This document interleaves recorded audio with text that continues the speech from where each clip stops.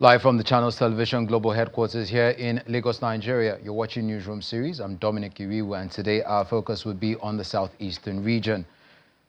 We begin with the IPOB leader Nnamdi Kanu appears before a new judge, Justice James Omotosho, at the Federal High Court in Abuja, facing charges of alleged treason.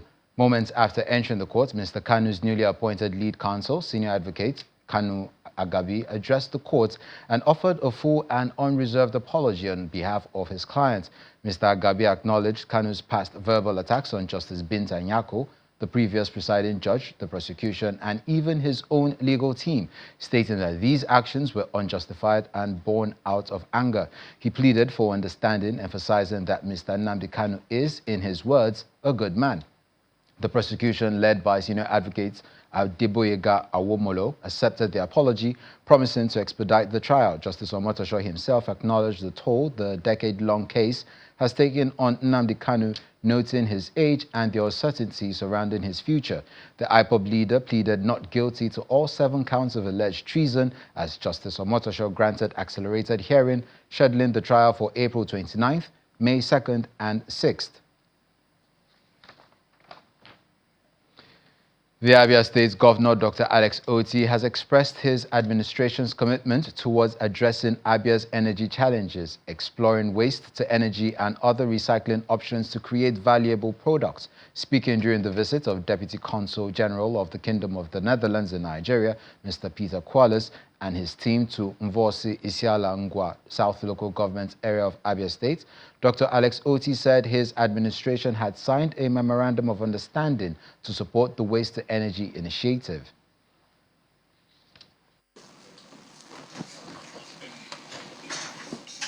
The Deputy Consul General of the Kingdom of the Netherlands in Nigeria, Mr. Peter Qualis, leads a team of officials of the embassy and the management team of Kaltani Company to Isiala Ngwa South Local Government area to meet Abia State Governor Alex Oti.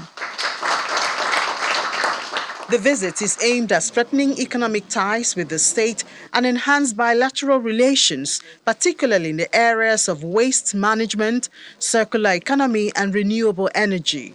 We thought that a better thing to do would be to cover the waste into the products that they will require. What would those products be? There are focus. People talk about these energy used for stroke events in very serious different. This partnership is reiterated by Mr. Kula and private sector partners that will implement the Waste to Wealth initiative. Basically, what we are interested in is to learn more about your plans, your projects. How does the ecosystem look like?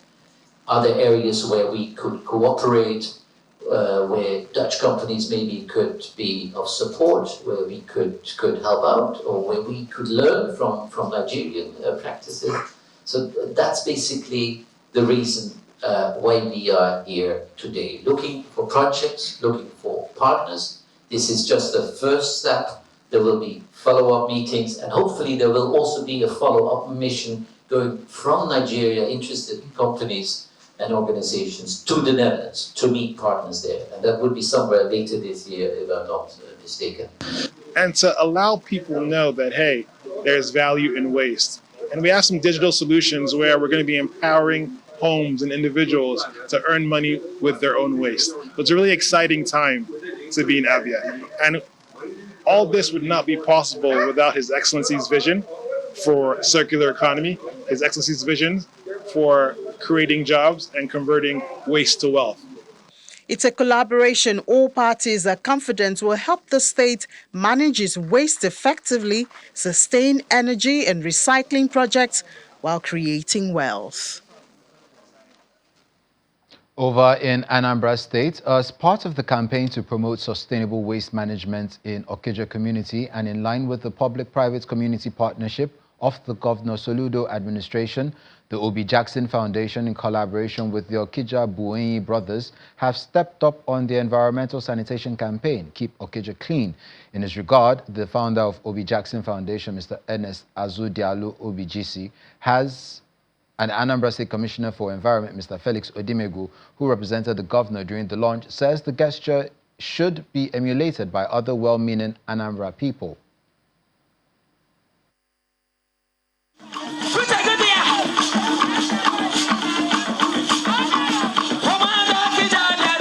Anambra State Government's public-private community partnership is once again being keyed into by those obeying Governor Chukwuma Soludo's call, this time in Okija, Ihiala local government area of the state, where sanitation equipment procured by the Keep Okija Clean initiative is on display, aimed at driving environmental and sustainable waste management in Okija and its environs. The waste management materials, including compactor, disposable trucks, operational vehicles, waste bins, were donated by the Obi Jackson Foundation in partnership with the Okija Boyni Brothers Assembly as part of efforts to play the role as indigenous development partners with the state government.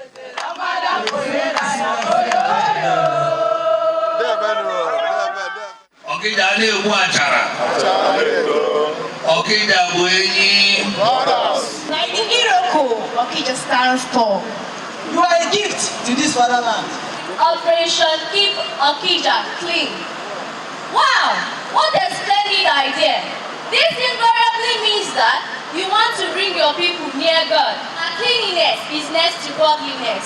Just for all this, peace. Waste management authorities in Anambra State describe the donation as a gesture that supports a clean, green, and livable Anambra State. Seeing what is here, my job as Aswama MD is made easier. I just hope that all our illustrious sons will get into this our BPCP of the governor to do this type of thing in their respective areas. Anambra will then be the cleanest state in Nigeria. Because starting from here, we will make Anambra the cleanest state in Nigeria.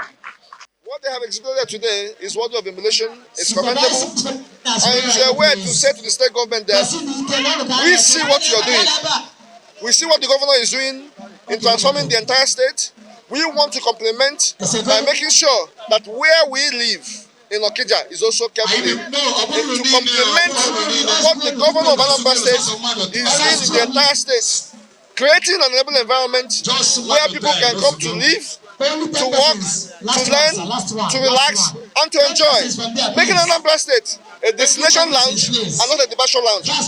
The donors note the importance of collective action in driving meaningful sanitary change. Jesus Christ,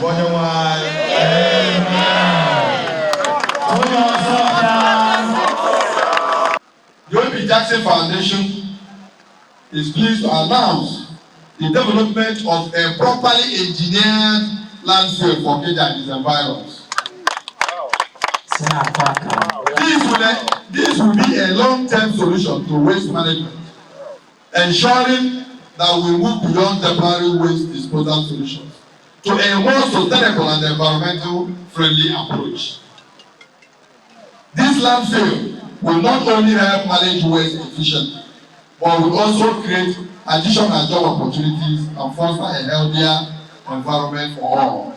Aside from addressing waste management challenges, the initiative also hopes to create economic opportunities, as already over 100 street sweepers have been employed to kickstart the operation. Tomorrow is the 2025 World Water Day, a United Nations celebration which focuses on the importance of fresh water with special attention on Goal 6 of the Sustainable Development Goals, which seeks to ensure water and sanitation for all by 2030. Access to good water across all communities is one of the major priorities of the Anambra State Ministry of Power and Water Resources, which says it has made significant progress in restoring pipe-bore water to major cities. This is to ensure livable and sustainable communities, which includes running water in people's homes, one of the greatest essential commodities for human existence. The current administration says it's revolutionizing the Ministry of Power and Water Resources, as well as the parastatals under the ministry, so residents can have access to seamless water supply. Now let's get more on this as we are being joined on the program by the Commissioner for Power and Water Resources, Julius Chukwuemeka. He joins us via Zoom. A pleasure having you. Thank you immensely for having me. Now, there's a lot going on in Anambra State in terms of infrastructure development, and one of the areas being prioritized is supply of clean water to communities. Now, the governor just celebrated his 3 years in office. Now, could you tell us about the achievements so far in terms of ensuring water availability in Anambra State? Okay, thank you so much for this wonderful question. Of course, I must say that Mr. Governor has done a whole lot in the water sector. First is that when we came in, we tried to establish a baseline in Anambra State. We had an inventory of the water facilities in Anambra to know where we are and how we move. Of course, if I borrow Mr. Governor's word, he will say that if you cannot measure it, you cannot improve it.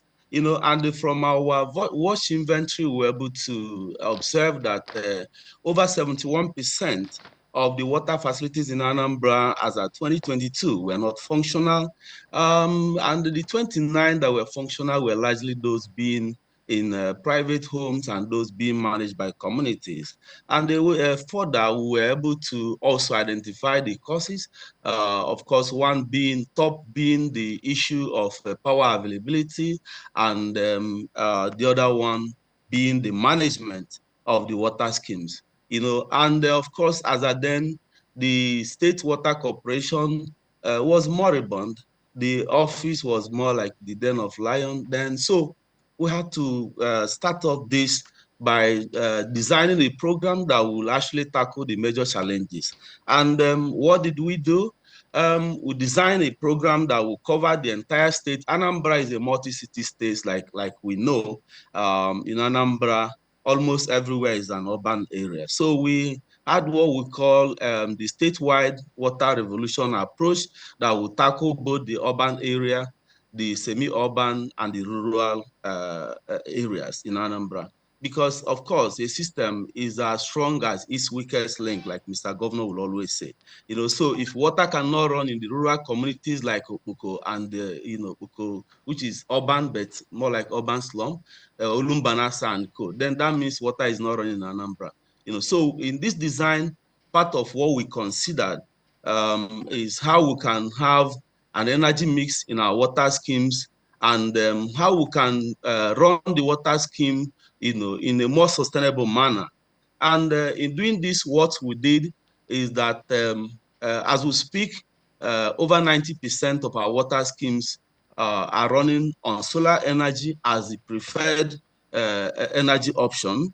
Of course, the energy mix we are running in Anambra, we have solar as the preferred option, you know, in compliance with Mr. Governor's agenda for environment. Okay. You know, and of course the global need for us to protect the biodiversity, you know, to minimize the emission of greenhouse gases.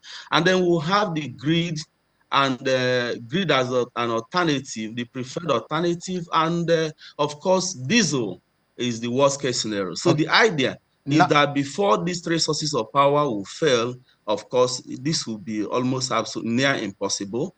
And of course, to tackle the issues around the management for the urban areas, we went into the age-long issue that the state was having with the staff of the corporation.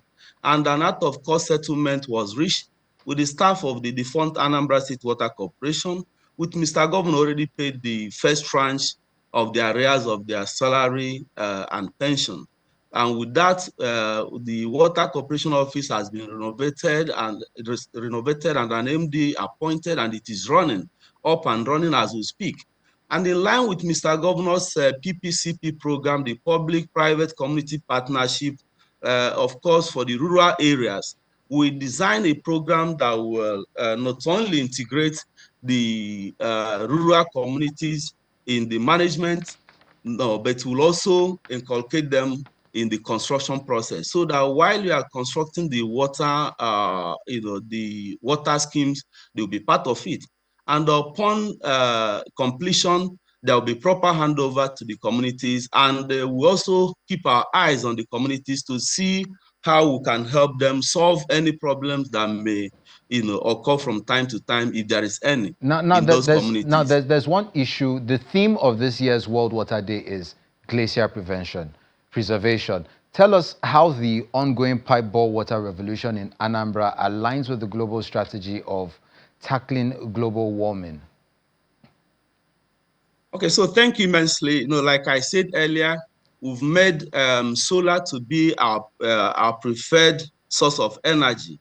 The idea is that, of course, we know that the causes of glacier depletion is global warming. And the global warming is largely caused by the emission of greenhouse gases, maybe say like CO2, which contributes about 71% of the greenhouse gases in the atmosphere, right? So we designed the water schemes in such a way that they will run on solar energy, which is a form of green energy. The idea is to protect the environment, to mitigate global warming, and in turn, preserve our glacier. Thank you. Okay, thank you very much. We had the Commissioner for Power and Water Resources, Anambra State, Julius Chukwuemeka. Thank you for joining us on the program. Thank you immensely. You're watching Newsroom series live on Channels Television. Still ahead, we'll bring you more stories from the southeastern region. Stay with us.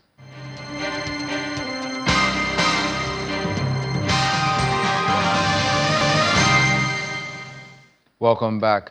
The Ebonyi State government has taken a proactive approach in repatriating no fewer than 800 indigents of the state displaced as a result of the demolition of Ilaje Otumara and Baba Ijora communities undertaken by the Lagos State government. In an exercise that lasted for days in different batches, the returnees, mostly women and children, arrived at Abakaliki, the Ebonyi State capital, successfully with hopes to start up life afresh. The sight of the people arriving with salvaged belongings and visible frustration underscores the trauma and hardship they've experienced, as many have nowhere to go from this arrival point. Some of the returnees narrated how their businesses, wares and properties were allegedly looted in the unexpected demolition exercise as they appealed to the government for assistance. The main problem now is that I think that before this, our governor will be preparing for us, because you know that we come with nothing. No? We come with nothing. We just come with our bag, our luggages. You cannot see food here. Only our clothes. We come with our clothes. So we are waiting. We are expecting him to do more.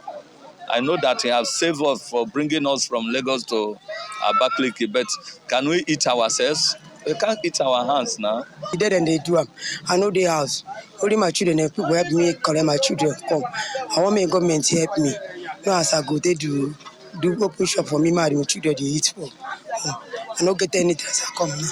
The Commissioner for Special Duties and the focal person, Ebonyi State Diaspora Office, Mr. Valentine Okike Uzo, who coordinated their repatriation, confirmed that about 800 of those affected are willing to return home following assurances of their welfare by the state government. We had up to 8 trucks and 8 luxury buses, and we can estimate that at least a luxury bus carries about 70 passengers on seats, plus other small chairs. So if you add it up, a bus can give you up to 90 people times 8 plus the truck. So we brought them in their numbers.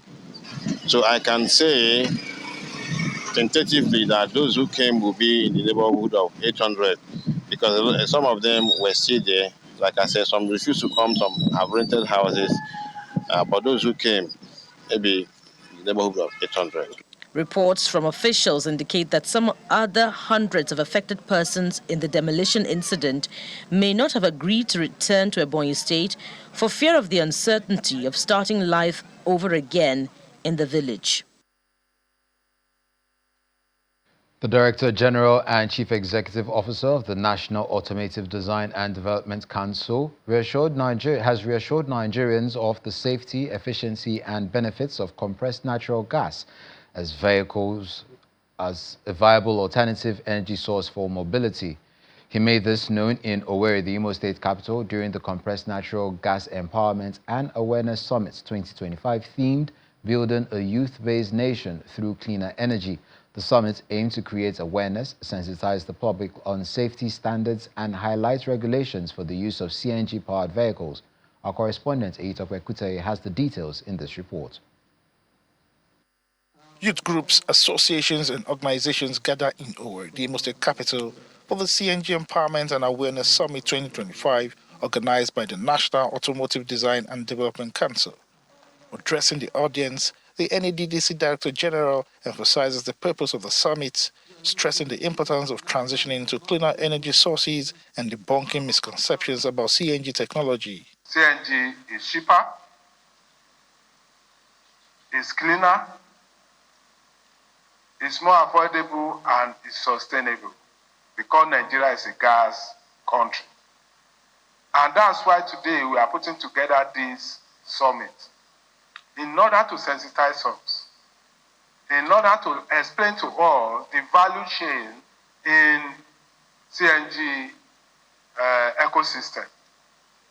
We put this together to advise our youth, to sensitize our youth about the role each one of us will play in this CNG initiative. The purpose of this summit is to create this awareness and sensitize the public on the safety, standards, and regulation in use of CNG. Representatives from various organizations share their perspectives on the adoption of CNG vehicles and the need for enhanced infrastructure to support the transition. When you look at this gas CNG, it's very cheap. So when you convert from fuel to gas, you see the economy will be normalized. Those who are farmers in the forest, they will have the opportunity to bring their food to the developed cities. You understand me? But if the system is bad, the fuel is high, the food items will be very high.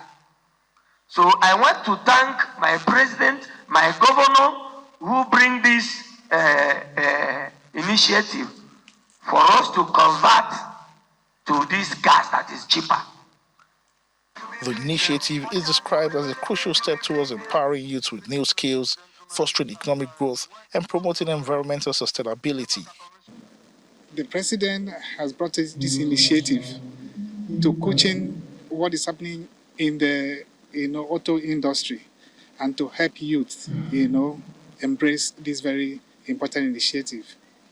The governor of Imo State was very pleased and insisted that this very important training and enlightenment program campaign on CNG would take place in Imo State, being the first state they are coming to in Southeast. And it's not going to end here. I know that the governor is also partnering with the NADDC and every relevant automobile body, both private sector, to see that very possibly in no distant time, it will take it up from here to the next stage, which is getting a lot of our young people who are interested in this license and getting them to have workshops where this conversion can be made. And the next thing is to see how we can immediately start the refilling stations for these CNG vehicles. Speaking to journalists after the summit, the NADDC CEO reassures Nigerians that CNG-powered vehicles are safe, cost-effective, and environmentally friendly alternative to petrol-powered cars. The training we are doing now in order to equip the people that will do the conversion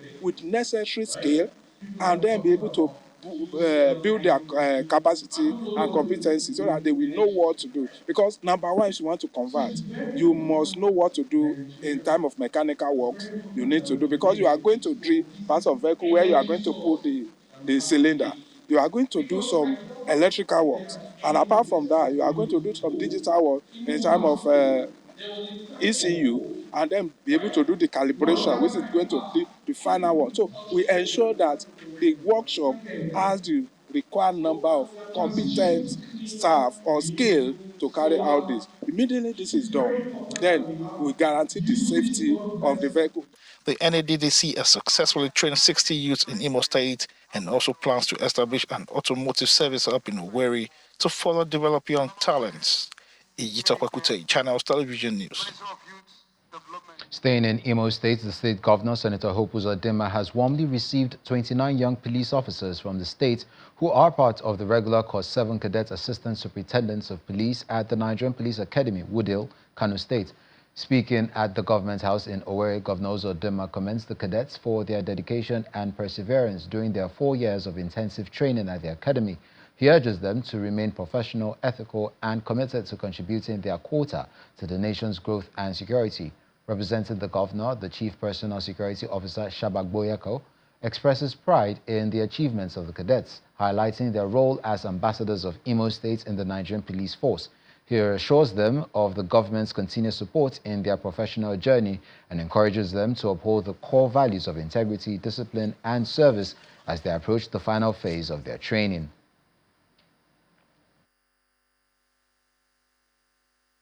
There will be challenges in the field, which are presently they are still undergo the training. And the lecturers in that training school will deal Kanu and the instructors. They'll be telling them, giving them the lecture how to go about the job, how to counter all the challenges they may cross, and also how to do their work professionally, and how to get patients. They are living here by end of this month 30th, and they are moving to Sherhi. Many of them, they are going to Goza for a training, another training for 1 month. And many of them are going to Sherhi. And that Sherhi is all about endurance. They are going there to learn how to, it's a leadership course. They are going there to learn how to do the job and how to be patient and also how to control a crowd and other things. And that's where we drop the anchor on today's edition of Newsroom Series. I'm Dominic Iwiwu. Enjoy the rest of your day.